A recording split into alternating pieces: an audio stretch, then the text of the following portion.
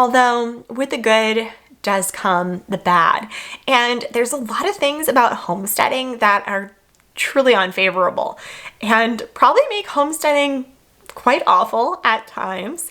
Hopefully you're able to live above some of these, but I do want to break down some of the cons of homesteading so you truly know what you're getting into before you start doing it. And the first one is that it is physically and mentally challenging. Physically and mentally challenging. You're gonna walk into situations and you're gonna walk in with this like positive, amazing feeling. When you first get your first larger plot of land, you're able to have your own garden, you're able to get your own animals, and you're gonna get hit with so many challenges. They're going to challenge you both mentally and physically because you're gonna be having to lift really heavy things. Lifting large amounts of feed. You're going to have to clean disgusting animal cages. It's not fun. And you're going to need to be bringing around large amounts of soil and mulch, and it's going to be very rigorous on your body. But I think that with all challenges, you learn something. So although you're going to be put on end at some times. And I know that especially because everybody's house and land are so different. So there's going to be so many factors to maybe why you're successful or unsuccessful about things and you just cannot break it or understand it. But as you start to solve these challenges, you're going to learn so much. And the person that you were when you started to the person that you are now, to the person that you are in a couple months is going to exponentially change, and you're going to grow so much as a person and hopefully change for the better, because I know that our family has really changed in so many ways.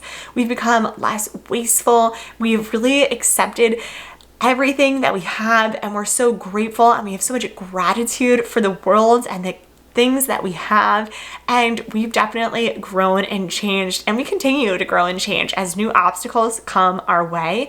But if you're not ready for a physical and mental challenge, then honestly just stop the video right now, go look up something else. Don't start homesteading because it's very challenging, and there's not always a support group of people around you. Some of this stuff can be very siloed and very lonely, and you just need to make sure that you're up for the challenge and that you're going to turn in every single day, whether you have a day job or you work nights or you're doing something on the side to gain some additional income. And this, you're going to realize that it's really hard and you're going to be ready for it, but it is going to be really hard. Something else that no one told us is that homesteading is very costly. I think that was definitely something that we didn't think about at all. We kind of just assumed that living off the land and being more self-sustainable was going to be something that was going to be honestly very cheap and affordable, but it's a lot of money when you get started. When you first get some of your animals, you need to purchase some items to help raise them or keep them in an environment that is good for them. You're gonna have to actually purchase the animals. You're gonna then have to put in gating or fencing or cages around them. You're also going to need to feed and water and come up with a watering system for them. If you're going to get a garden, you need to get in dirt. You need to, if you're going in the ground, you need time to help mend that dirt, make sure that it's good, growable dirt. And you're going to need to get all the items to actually start your garden and all the tools that you're going to need to get started. And then as you start doing it, you're going to start seeing different things like, ooh, I really want a greenhouse. I want to get one of those. And you're going to start to see that a lot of things are not cheap. They're pretty expensive and time consuming. And it's definitely something that you need to be prepared for, that you have some money set aside that you can actually start using to do this for yourself. Now, dependent where you're living, and for us in the Northeast, this is definitely an unconventional and unique lifestyle. I don't think any of our friends grow any of their food, some garden, but that's really about it.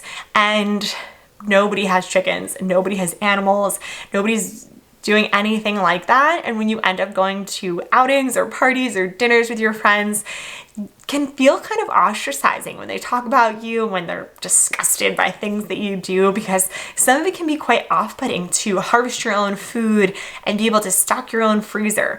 And although it seems wild that some people would disagree with these things, it's definitely frowned upon in different areas. Now, I have some friends that live in the South and they think about it completely different. Hunting is something that a lot of people do. When it comes to those hunting seasons, they're able to stock their own freezers and it's just a part of their life, but it's definitely not in all areas of the world. And it's something that you're gonna have to get used to, that you might be a little bit different when you first get started. And that was definitely something that's been hard for us coming from New York City, where we were living at the time, and then going into a more rural area and starting our homestead. We definitely have a lot different friends and people that we hang out with now. We have a lot different conversations that we get into, and we are interested in so many different things than we were when we were living in a city and living in that city lifestyle. And I think that's going to be a big juxtaposition as you start to really get settled into this lifestyle. The last con of homesteading is that it truly does take a significant amount of time. And if you do have a job and you need to continue to do your job, which we do, we both have full-time jobs, then it's sometimes hard to squeeze in homesteading, especially in the winter when we have really short days and there's not that much sunlight. You end up spending a lot of your weekends and mornings doing activities on the homestead so that you can still do your jobs and be able to have a good night's rest as well as be social.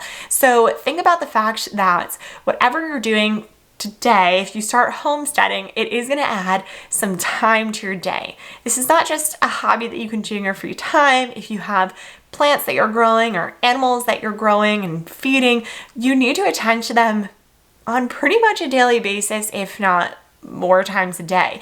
In the winter, our watering systems will freeze for our rabbits and we need to bring fresh water throughout the day for them.